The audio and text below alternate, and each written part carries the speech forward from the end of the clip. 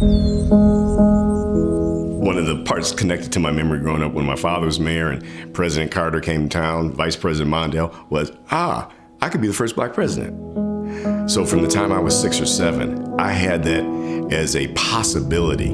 I was a sixth grader. We just moved to Hawaii and we're living in downtown Waikiki. And it turns out I had an experience I never had before, which was being the only white kid in any of my classes. And the way that evolved was really to shape my life forever.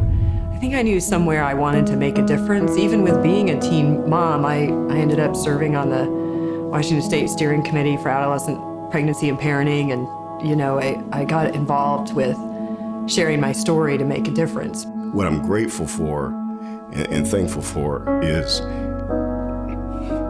somebody give me the possibility of thinking I could do that.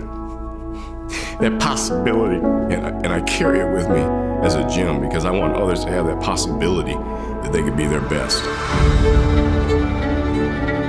What got me started was my favorite thing in the world to do is to host events where we put a bunch of really great people together with some really great questions and have a conversation. I want to spend the next part of my career in my life working with leaders to change the world. We met when I was still the CEO of the Hunger Project, which is a global nonprofit committed to the end of hunger and poverty. Met my partner Suzanne, and we had a like passion for that. And she was contacting me because of a friend of hers was involved with another nonprofit in Haiti. And through that, it just really found that we're both committed to having a world where everyone is living their best lives. First, I met Suzanne through her husband.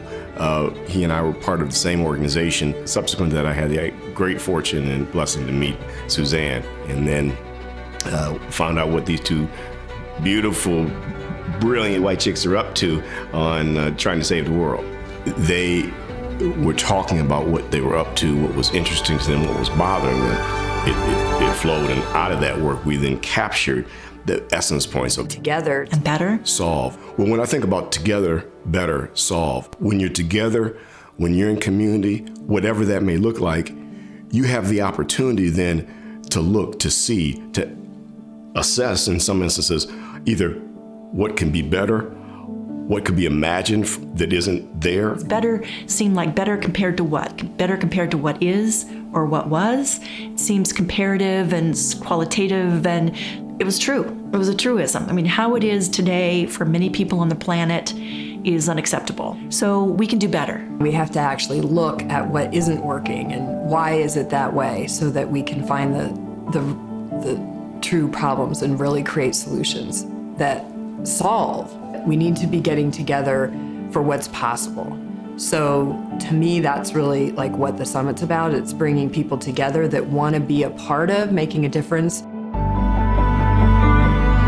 All right, so in the Imagining in Action Summit, I'm very excited about it. It's a place where we're going to bring together many, many change makers so that they can actually experience for themselves the process of coming together, collaborating, getting at the heart of issues, really the Together, Better, Solve. Why it's important is because we need to be getting together around what we can do, not what we're not doing. Like that's what the summit's all about. That's what we're doing here, is creating places and ways for people to come together around big ideas and bold visions and then imagine what we need to imagine to get ourselves from here to there.